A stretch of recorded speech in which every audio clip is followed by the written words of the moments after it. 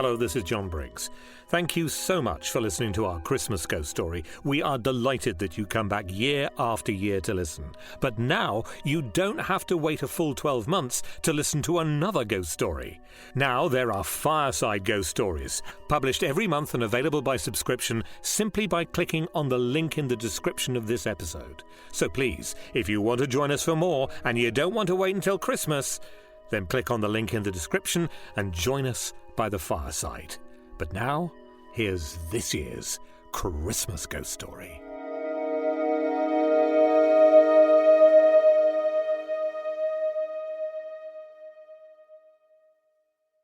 So welcome to this year's Christmas ghost story.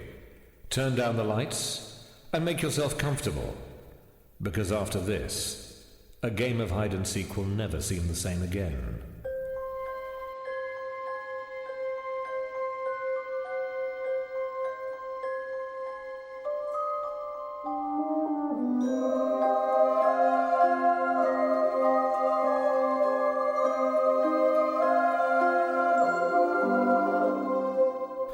"No," said Jackson, with a deprecatory smile.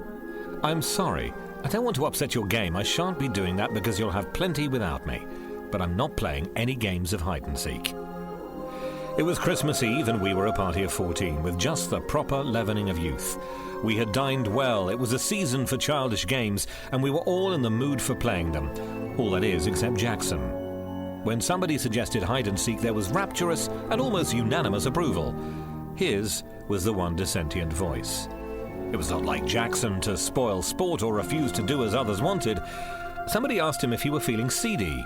"No," he answered, "I feel perfectly fit, thanks. But," he added with a smile which softened without retracting the flat refusal, "I'm not playing hide-and-seek." "Why not?" someone asked. He hesitated for a moment before replying, "I sometimes go and stay at a house where a girl was killed. She was playing hide-and-seek in the dark. She didn't know the house very well. There was a door that led to the servants' staircase. When she was chased, she thought the door led to a bedroom. She opened the door and jumped, landed at the bottom of the stairs. She broke her neck, of course." We all looked serious. Mrs. Fernley said, "How terrible! And were you there when it happened?" Jackson shook his head sadly. "No," he said, "but I was there when something else happened. Something worse." What could be worse than that? "This was," said Jackson.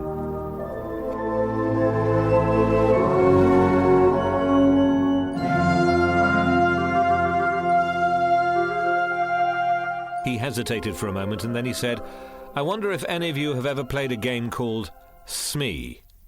It's much better than hide-and-seek. The name comes from It's Me, of course. Perhaps you'd like to play it instead of hide-and-seek. Let me tell you the rules of the game. Every player is given a sheet of paper. All the sheets except one are blank, and on the last sheet of paper is written Smee. Nobody knows who Smee is except Smee himself or herself. You turn out the lights, Smee goes quietly out of the room and hides. After a time, the others go off to search for Smee, but of course they don't know who they're looking for. When one player meets another, he challenges him by saying, 'Smee.' The other player answers, 'Smee,' and they continue searching. But the real Smee doesn't answer when someone challenges.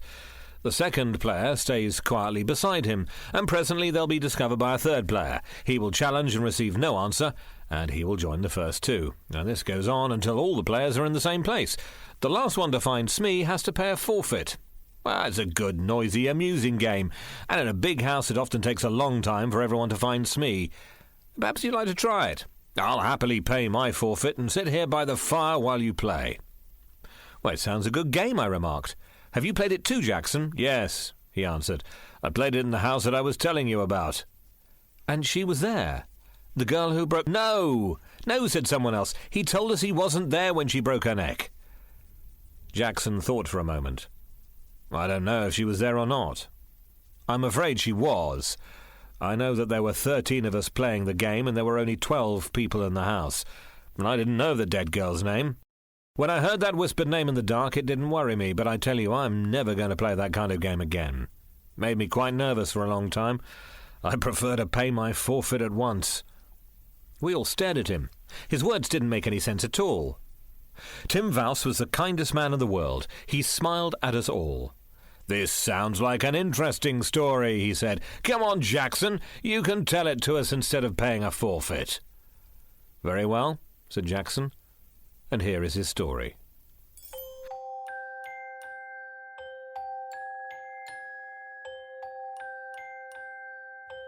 Have you met the Sangstons? They're cousins of mine. They live in Surrey. 5 years ago, they invited me to go and spend Christmas with them. It was an old house with lots of unnecessary passages and staircases.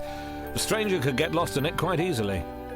Well, I went down for that Christmas. Violet Sangston promised me that I knew most of the other guests. Unfortunately, I couldn't get away from my job until Christmas Eve. All the other guests had arrived there the previous day. I was the last to arrive, and I was only just in time for dinner. I said hello to everyone I knew, and Violet Sangston introduced me to the people I didn't know, and then it was time to go into dinner. That's perhaps why I didn't hear the name of a tall, dark-haired, handsome girl whom I hadn't met before. Everyone was in rather a hurry, and I'm always bad at catching people's names. She looked cold and clever. She didn't look at all friendly, but she looked interesting, and I wondered who she was. I didn't ask, well, because I was sure that someone would speak to her by name during the meal. Unluckily, however, I was a long way from her at table. I was sitting next to Mrs. Gorman, and as usual, Mrs. Gorman was being very bright and amusing. Now, conversation's always worth listening to, and I completely forgot to ask the name of the dark, proud girl. There were 12 of us, including the Sangstons themselves. We were all young, or trying to be young. Jack and Violet Sangston were the oldest, and their 17-year-old son Reggie was the youngest. It was Reggie who suggested Smee when the talk turned to games. He told us the rules of the game, just as I've described them to you. Jack Sangston warned us all, "If you're going to play games in the dark," he said, "please be careful of the back stairs on the first floor. A door leads to them, and I often thought about taking the door off. In the dark, a stranger to the house could think they were walking into a room. A girl really did break her neck on those stairs." I asked how it happened. "Well, it was about 10 years ago before we came here," he said. "There was a party and they were playing hide-and-seek. This girl was looking for somewhere to hide. She heard somebody coming and ran along the passage to get away. She opened the door, thinking it led to a bedroom. She planned to hide in there until the seeker had gone. Unfortunately, it was the door that led to the back stairs. And she fell straight down to the bottom of the stairs. She was dead when they picked her up." We all promised to be careful. Mrs. Gorman even made a little joke about living to be 90. You see, none of us had known the poor girl, and we didn't want to feel sad on Christmas Eve. Well, we all started the game immediately after dinner. Young Reggie Sangston went round making sure all the lights were off, except the ones in the servants' rooms and in the sitting room where we were. We then prepared 12 sheets of paper. 11 of them were blank. One of them had Smee written on it. Reggie mixed them all up, and then we each took one. The person who got the paper with Smee on it had to hide. I looked at mine, and I saw it was blank. A moment later, all the electric lights went out, and in the darkness, I heard someone moving very quietly to the door. After a minute, somebody blew a whistle, and we all rushed to the door. I had no idea who was Smee, and for 5 or 10 minutes we were all rushing up and down passages and in and out of rooms, challenging each other and answering, "Smee, Smee." But after a while, the noise died down. I guessed that someone had found Smee. After a time, I found a group of people all sitting on some narrow stairs. I challenged and received no answer. So Smee was there. Well, I hurriedly joined the group. Presently 2 more players arrived. Each one was hurrying to avoid being last. Jack Sangston was last and was given a forfeit. "Well, I think we're all here now, aren't we?" he remarked. He lit a match, looked up the staircase and began to count. 9, 10, 11, 12, 13, he said, and then laughed. "That's silly. It's one too many." The match went out, and he lit another and began to count. He got as far as 12, and then he looked puzzled. "There are 13 people here," he said, "and I haven't counted myself yet."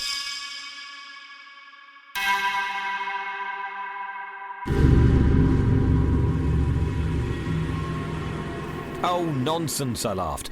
"You probably began with yourself and now you want to count yourself twice." His son took out his electric torch. It gave a better light than matches, and we all began to count. Of course, there were 12 of us. Jack laughed. "I was sure I counted 13 twice." From halfway up the stairs, Violet Sangston spoke nervously. "I thought there was somebody sitting 2 steps above me. "Have you moved, Captain Ransom?" The captain said that he hadn't. "But I thought there was somebody sitting between Mrs. Sangston and me."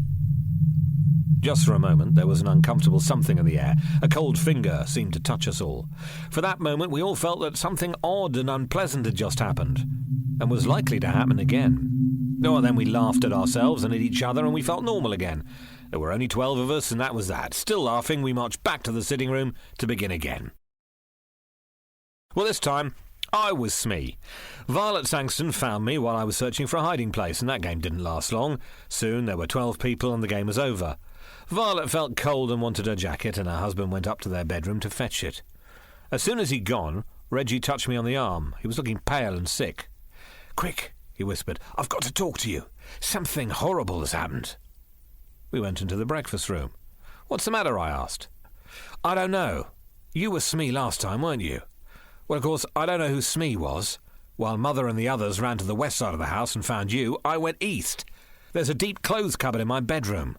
It looked like a good hiding place.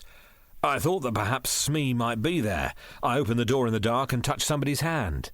'Smee?' I whispered. There was no answer. I thought I'd found Smee. Well, I don't understand it, but I suddenly had a strange cold feeling. I can't describe it, but I felt that something was wrong. So I turned on my electric torch and there was nobody there. Now, I'm sure I touched a hand, and nobody could get out of the cupboard because I was standing in the doorway. What do you think?"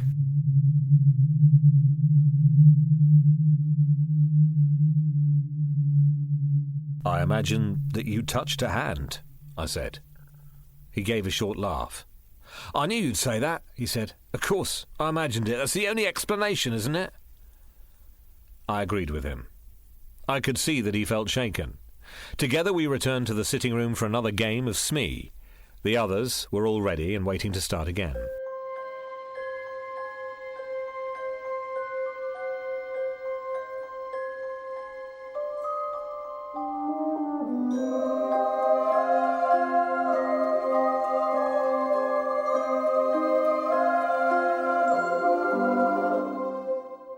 Perhaps it was my imagination, although I'm almost sure it was not, but I had a feeling that nobody was really enjoying the game anymore.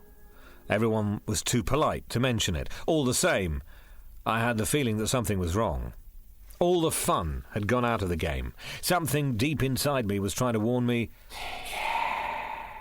It whispered. There was something unnatural, unhealthy, an influence at work in the house. And why did I have this feeling? Because Jack Sangston had counted 13 people instead of 12? Because his son imagined he'd touched someone's hand in an empty cupboard? I tried to laugh at myself, but I did not succeed.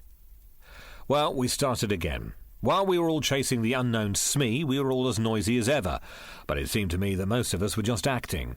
We were no longer enjoying the game, and at first I stayed with the others. But for several minutes, no Smee was found. I left the main group and started searching on the first floor at the west side of the house. And there, while I was feeling my way along, I bumped into a pair of human knees. I put up my hand, and I touched a soft, heavy curtain. Oh, then I knew where I was. There were tall, deep windows with window seats at the end of the passage. The curtains reached to the ground, and somebody was sitting in a corner of one of the window seats behind a curtain. Aha, I thought, I've caught Smee. So I pulled the curtain to one side and touched a woman's arm. It was a dark, moonless night outside. I couldn't see the woman sitting in the corner of the window seat. "Smee," I whispered. There was no answer. When Smee is challenged, he or she doesn't answer. So I sat down beside her to wait for the others. And then I whispered, "What's your name?" And out of the darkness beside me, the whisper came, "Brenda Ford." I didn't know the name, but I guessed at once who she was. I knew every girl in the house by name except one, and that was the tall, pale, dark girl. So here she was, sitting beside me on the window seat, shut in between a heavy curtain and a window. I was beginning to enjoy the game. I wondered if she was enjoying it too. I whispered one or two rather ordinary questions to her, but received no answer. Smee is a game of silence. It's a rule of the game that Smee and the persons or person who have found Smee have to keep quiet. This, of course, makes it harder for the others to find them. But there was nobody else about. I wondered therefore why she was insisting on silence. I spoke again and got no answer. I began to feel a little annoyed. Perhaps she's one of those cold, clever girls who have a poor opinion of all men, I thought. She doesn't like me. She's using the rules of the game as an excuse for not speaking. Well, if she doesn't like sitting here with me, I certainly don't want to sit with her. And I turned away from her. I hope someone finds us soon, I thought. As I sat there, I realised that I disliked sitting beside this girl very much indeed. That was strange. The girl I'd seen at dinner had seemed likeable in a cold kind of way. I noticed her and wanted to know more about her, but now I felt really uncomfortable beside her. The feeling of something wrong, something unnatural, was growing. I remembered touching her arm, and I trembled with horror. I wanted to jump up and run away. I prayed that someone else would come along soon. Just then I heard light footsteps in the passage. Somebody on the other side of the curtain brushed against my knees. The curtain moved to one side, and a woman's hand touched my shoulder. "Smee!" whispered a voice that I recognised at once. Well, it was Mrs. Gorman. And of course she received no answer. She came and sat down beside me, and at once I felt very much better. "It's Tony Jackson, isn't it?" she whispered. "Yes," I whispered back. "You're not Smee, are you?" "No, she's on my other side." She reached out across me. I heard her fingernails scratch a woman's silk dress. "Hello, Smee. How are you?" "Who are you?" "Oh, is it against the rules to talk?" "Never mind, Tony, we'll break the rules. Do you know, Tony, this game's beginning to annoy me a little. I hope they aren't going to play it all evening. I'd like to play a nice quiet game, all together beside a warm fire." "Me too," I agreed. "Can't you suggest something to them? There's something rather unhealthy about this particular game. I'm sure I'm being very silly, but I can't get rid of the idea that we've got an extra player, somebody who ought not to be here at all." Well, that was exactly how I felt, but I didn't say so. However, I felt very much better. Mrs. Gorman's arrival had chased away my fears. We sat talking. "I wonder when the others will find us," said Mrs. Gorman. After a time, we heard the sound of feet, and young Reggie's voice shouting, "Hello! Hello, is anybody there?" "Yes," I answered. "Is Mrs. Gorman with you?" "Yes." "What happened to you? You've both got forfeits. We've all been waiting for you for hours." "But you haven't found Smee yet," I complained. "You haven't, you mean? I was Smee this time."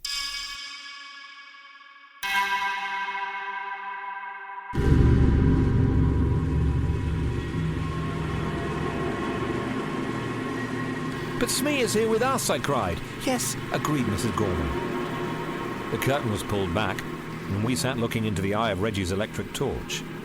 I looked at Mrs. Gorman, and then on my other side. Between me and the wall was an empty place on the window seat. I stood up at once, and then I sat down again. I was feeling very sick, and the world seemed to be going round and round. "There was somebody there," I insisted, "because I touched her." "So did I," said Mrs. Gorman in a trembling voice, "and I don't think anyone could leave this window seat without us knowing." Reggie gave a shaky little laugh. I remembered his unpleasant experience earlier that evening. "Someone's been playing jokes," he said. "Are you coming down?" We were not very popular when we came down to the sitting room. "I found the two of them sitting behind a curtain on a window seat," said Reggie. I went up to the tall, dark girl. "So you pretended to be Smee and then went away?" I accused her. She shook her head. Afterwards, we all played cards in the sitting room, and I was very glad. Some time later, Jack Sangston wanted to talk to me. I could see that he was rather cross with me, and soon he told me the reason. "Tony," he said, "I suppose you're in love with Mrs. Gorman. That's your business. But please don't make love to her in my house during a game. You kept everyone waiting. It was very rude of you, and I'm ashamed of you." "But we were not alone," I protested. "There was somebody else there, somebody who was pretending to be Smee. I believe it was that tall, dark girl, Miss Ford. She whispered her name to me. Of course, she refused to admit it afterwards." Jack Sangston stared at me. "Miss who?" he breathed. "Brenda Ford," she said. Jack put a hand on my shoulder. "Look here, Tony," he said. "I don't mind a joke, but enough is enough. We don't want to worry the ladies.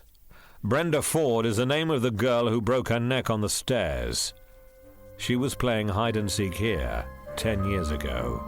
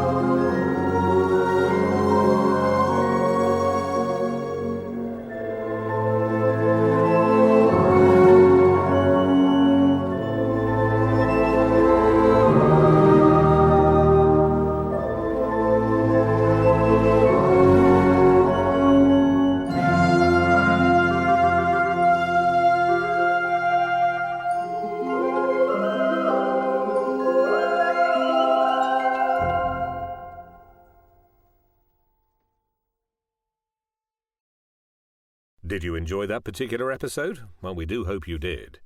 If you don't want to wait another 12 months until another ghost story turns up, then you might like to find our Fireside Ghost Stories. Click on the link in the show description to subscribe to Fireside Ghost Stories, which we think you'll enjoy just as much. Once again, thank you for listening. This has been a Show Stealers production. Show Stealers, putting the awe into audio.